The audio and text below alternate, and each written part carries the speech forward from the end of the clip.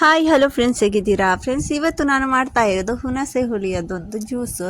ತುಂಬ ಟೇಸ್ಟ್ ಆಗಿರುವಂಥ ಈ ಜ್ಯೂಸ್ ತುಂಬಾ ಒಂಥರ ಸ್ವೀಟ್ ಹಾಗೂ ಹುಳಿಯಾಗಿ ತುಂಬಾ ಚೆನ್ನಾಗಿರ್ತದೆ. ಮಕ್ಕಳಿಗೆಲ್ಲ ತುಂಬ ಇಷ್ಟ ಆಗ್ತದೆ. ಇದು ನೋಡಿ, ನಮ್ಮನೆಯ ಮಕ್ಕಳು ಕೂಡ ತುಂಬ ಇಷ್ಟಪಟ್ಟು ಇದನ್ನು ಕುಡಿದ್ರು. ಇದು ಈಗ ಸೆಕೆಗಾಲದಲ್ಲಿ ಇದೇ ಒಂದು ಟೆನ್ಷನ್, ಮಕ್ಕಳಿಗೆ ವೆರೈಟಿಯದ್ದು ಜ್ಯೂಸ್ ಮಾಡಿ ಏನು ಕೊಡುವುದು ಅಂತ, ದೊಡ್ಡವರಾಗಲಿ ಮಕ್ಕಳಾಗಲಿ. ಇಲ್ಲಿ ನಮ್ಮ ಫ್ರೆಂಡ್ ಒಬ್ಬರು ನನಗೆ ಹುಣಸೆ ಹುಳಿ ಕೊಟ್ಟಿದ್ದರು, ಅದನ್ನು ನಾನು ಅನಿಸಿದೆ ಈ ಥರ ಜ್ಯೂಸ್ ಮಾಡಿ ಕುಡಿಯೋಣ ಅಂತ. ಅದಕ್ಕೋಸ್ಕರ ಇದನ್ನೆಲ್ಲ ಈಗ ಕ್ಲೀನ್ ಮಾಡ್ತಾ ಇದ್ದೇನೆ. ಅಂದರೆ ಈ ಥರ ಎಲ್ಲ ಮಾಡಿ ತೆಗೆದು ಇದರ ಪುಲ್ಕಟೆ ಅಂತ ಗೊತ್ತಿರ್ಬೋದಲ್ವ ಫ್ರೆಂಡ್ಸ್ ನಿಮಗೆಲ್ಲ. ನಾವು ಸಣ್ಣವರಿದ್ದಾಗ ಈ ಪುಲ್ಕಟೆ ಎಲ್ಲ ತುಂಬ ತಿಂತಿದ್ವಿ.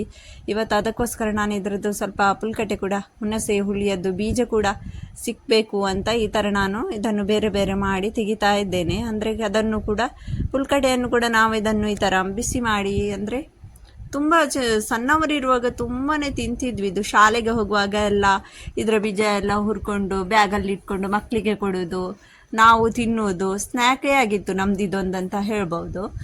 ಈಗ ಎಲ್ಲ ಮಕ್ಕಳಿಗೆ ಎಲ್ಲಿ ಗೊತ್ತುಂಟು, ಈಗ ಆನ್ಲೈನಲ್ಲೆಲ್ಲ ಇದಾಗ್ತದೆ, ಮಾರಾಟವಾಗ್ತಿದೆ ಇದು ಹುಣಸೆ ಹುಳಿಯದ್ದು ಬೀಜ.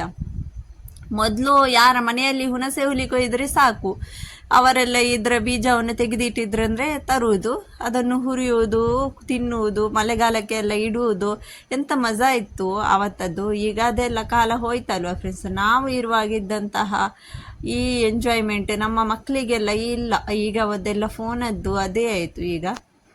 ಈಗ ಮಕ್ಕಳಿಗೆ ತಿನ್ನೋದು ಕೂಡ ಅದೇ ಜಂಕ್ ಫುಡ್ ಎಲ್ಲ, ಅದೇ ತಿನ್ನೋದ್ರಲ್ಲೇ ಅವರು ಮಗ್ನರಾಗಿದ್ದಾರೆ. ಇದೆಲ್ಲ ಅವರಿಗೆ ಗೊತ್ತಿಲ್ಲ. ಈಗ ನೋಡಿ, ಇಷ್ಟೆಲ್ಲ ಕಸ ಸಿಕ್ಕಿತು. ನನ್ನ ಮಕ್ಕಳಿಗೆ ನಾನು ಆದರೂ ಕೂಡ ನನ್ನ ಮಕ್ಕಳಿಗೆ ನಾನು ಸ್ವಲ್ಪ ಈ ಥರದ್ದೆಲ್ಲ ಮಾಡಿ ಕೊಡ್ತೇನೆ. ಯಾಕಂದರೆ ಅವರಿಗೆ ಕೂಡ ಇದರದ್ದು ಗೊತ್ತಾಗಬೇಕು, ಈ ನ್ಯಾಚುರಲ್ ಎಲ್ಲ ತಿನ್ನೋದು ಏನು ಅಂತೆಲ್ಲ. ಅದಕ್ಕೋಸ್ಕರ ನಾವು ಸಣ್ಣವರಿದ್ದಾಗ ತಿಂತಾ ಇದ್ದಂತಹ ಎಲ್ಲದನ್ನು ಎಷ್ಟಾಗ್ತದೆ ಅಷ್ಟು ಅವರಿಗೆ ತಿನ್ನಿಸ್ತೇನೆ ನಾನು. ನೋಡಿ, ಈ ಥರ ಇದರದ್ದೆಲ್ಲ ಬೀಜ ಎಲ್ಲ ತೆಗೆದು ಇಡ್ತೇನೆ. ಇದು ಕೂಡ ಬಿಸಿ ಮಾಡಿ ತಿನ್ನುವ ಅಂತ. ಈಗ ಕೂಡ ತುಂಬ ಜನರಿದ್ದಾರೆ, ಇಲ್ಲ ಅಂತ ಇಲ್ಲ, ಈ ಥರ ಎಲ್ಲ ಯೂಸ್ ಮಾಡ್ತಾರೆ, ಇಲ್ಲ ಅಂತ ಇಲ್ಲ. ಆದರೆ ತುಂಬ ಕಡೆಯಲ್ಲಿ ಅದೆಲ್ಲ ಇದಾಗಿದೆ, ಇಲ್ಲ. ಈಗ ನಾನು ಅದನ್ನು ಆ ಥರ ತೆಗೆಯುವಾಗ ತುಂಬ ಕಷ್ಟ ಅನಿಸಿತು. ಅದಕ್ಕೆ ನಾನು ಇದನ್ನು ಸ್ವಲ್ಪ ಹೊತ್ತು ನೆನೆಸಿಡ್ತೇನೆ, ಆಮೇಲೆ ಇದನ್ನು ಈಸಿಯಾಗಿ ತೆಗಿಬೋದು. ನೋಡಿ, ಈ ಥರ ಆ ಥರ ಚೂರಿಯಲ್ಲಿ ತೆಗೆಯುವಾಗಂತೂ ತುಂಬ ಕಷ್ಟ ಅಂತ ಅನಿಸ್ತು. ಸ್ವಲ್ಪ ಒಂದು ಅರ್ಧ ಗಂಟೆ ನೆನೆಸಿಟ್ಟ ಮೇಲೆ ಇದನ್ನು ಈ ಥರ ಎಲ್ಲ ಹಿಂಡಿ ತೆಗಿತೇನೆ. ನೋಡಿ, ಕ್ಲೀನಾಗಿ ಹ್ಯಾಂಡ್ ವಾಶ್ ಮಾಡಿಕೊಂಡು ನಾವು ಇದನ್ನೆಲ್ಲ ಈ ಥರ ಹಿಂಡಿ ತೆಗಿಬೇಕು. ನೋಡಿ, ಈಗ ಇದಕ್ಕೆ ನಾನು ಬೆಲ್ಲ ಹಾಕ್ತಾ ಇದ್ದೇನೆ. ಅಲ್ಲಿ ಸೈಡಲ್ಲಿ ಕೂಡ ಇಟ್ಟು ಅದಕ್ಕೆ ಇನ್ನೊಮ್ಮೆ ನೀರು ಹಾಕಿ ಎಲ್ಲ ಇದನ್ನು ಕ್ಲೀನ್ ಮಾಡಬೇಕು.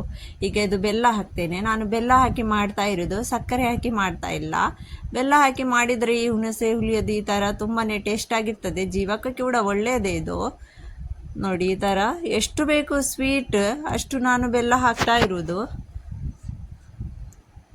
ಅಂದರೆ ಸ್ವಲ್ಪ ಹುಳಿ ಇರುವ ಕಾರಣ ಇದಕ್ಕೆ ಸ್ವಲ್ಪ ನಾವು ಬೆಲ್ಲ ಜಾಸ್ತಿ ಹಾಕಬೇಕಾಗ್ತದೆ. ಸಕ್ಕರೆ ಹಾಕಿ ಮಾಡಿದರೆ ಅಷ್ಟೇನು ಇದಿಲ್ಲ, ಬೆಲ್ಲ ಹಾಕಬೇಕು ಯಾವುದಕ್ಕೂ, ತುಂಬ ಚೆನ್ನಾಗಿರ್ತದೆ. ಬೆನಿಫಿಟ್ ಎಲ್ಲ ಬೆಲ್ಲದಲ್ಲಿ ತುಂಬ ಉಂಟು. ಅದಕ್ಕೋಸ್ಕರ ಬೆಲ್ಲ ಹಾಕಬೇಕು. ನೋಡಿ, ಈ ಸೆಕೆಗಾಲದಲ್ಲಿ ಒಂದು ಜ್ಯೂಸು, ಯಾವುದ್ರದ್ದು ಜ್ಯೂಸ್ ಮಾಡೋದು, ಏನು ಜ್ಯೂಸ್ ಮಾಡೋದು ಅಂತ. ಅದೇ ಈಗ ಈ ಕೋಲ್ಡ್ ಎಲ್ಲ ನಾವು ಕುಡಿತೇವೆ, ಅದು ಇದು ಎಲ್ಲ ಹೊರಗಿಂದ, ಅದರಲ್ಲಿ ಎಂಥ ಸಹ ನಮಗೆ ಫಾಯ್ದೆ ಇಲ್ಲ ಅಲ್ವಾ. ಇದರಿಂದ ಆದರೂ ನಮ್ಮ ಆರೋಗ್ಯಕ್ಕೆ ಕೂಡ ಒಳ್ಳೆಯದು ಇದೇ ಥರ ಮನೆಯಲ್ಲಿ ಮಾಡಿದರೆ.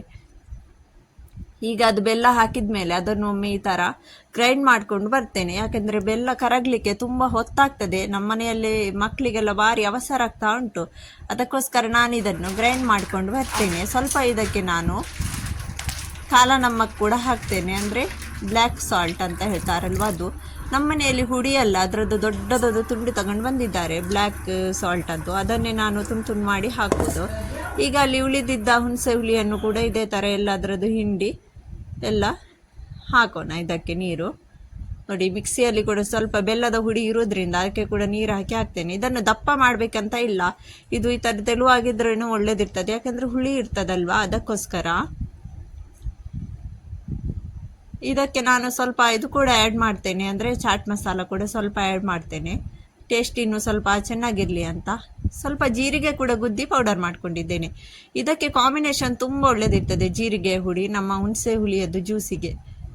ಚಾಟ್ ಮಸಾಲ ಹಾಕದಿದ್ರೂ ಪರವಾಗಿಲ್ಲ, ಜೀರಿಗೆ ಹುಡಿ ಅಂತೂ ಹಾಕಿ, ಜೀರಿಗೆ ಹುಡಿಯನ್ನು ಗುದ್ದಿ ನಾನು ಇದಕ್ಕೆ ಆ್ಯಡ್ ಮಾಡ್ತಾ ಇದ್ದೇನೆ. ನೋಡಿ, ತುಂಬ ಟೇಸ್ಟಿಯಾಗಿ ಬಂದಿತ್ತು. ನೀವು ಕೂಡ ಈ ಸಮ್ಮರಲ್ಲಿ ಸೆಕೆಗಾಲದಲ್ಲಿ ಈ ಥರ ಜ್ಯೂಸ್ ಎಲ್ಲ ಮಾಡಿ ಫ್ರೆಂಡ್ಸ್.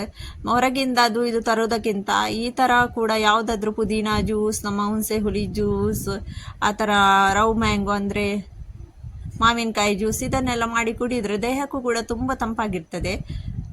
ಇದಕ್ಕೆ ಚಾಟ್ ಮಸಾಲ ಕೂಡ ಹಾಕಿದ್ದೇನೆ. ಹಾಗೂ ಇದು ಕೂಡ ಮೊಸರು ಕೂಡ ನಾವು ಏನಂತಾರೆ ಮಜ್ಜಿಗೆ, ಅದು ಕೂಡ ಮಾಡಿ ಕುಡಿದ್ರೆ ತುಂಬ ಚೆನ್ನಾಗಿರ್ತದೆ. ಈ ಸೆಕೆ ಕಾಲಕ್ಕೆಲ್ಲ ತುಂಬ ತಂಪಿರ್ತದೆ ಅದೆಲ್ಲ. ಈಗ ಇದಕ್ಕೆ ಸ್ವಲ್ಪ ಐಸ್ ಕ್ಯೂಬ್ ಹಾಕ್ತಾ ಇದ್ದೇನೆ ನಾನು, ಯಾಕಂದರೆ ಇದು ಕೋಲ್ಡ್ ಆಗಲಿಕ್ಕೆ ಇಡುವಷ್ಟು ನಾ ಹೇಳಿದಲ್ವ, ನಮ್ಮ ಮನೆಯಲ್ಲಿ ಅವಸರ ಆಗ್ತಾ ಉಂಟು ನನ್ನ ಮಕ್ಕಳಿಗೆ, ಅದಕ್ಕೋಸ್ಕರ ನಾನು ಇದಕ್ಕೆ ಐಸ್ ಕ್ಯೂಬ್ ಹಾಕ್ತಾ ಇರೋದು. ಇಲ್ಲಾಂದರೆ ನಾನು ಫ್ರೀಸರಲ್ಲಿ ಇಟ್ಟು ಬಿಡ್ತೇನೆ ಯಾವಾಗಲೂ ಜ್ಯೂಸ್ ಮಾಡಿದರೆ.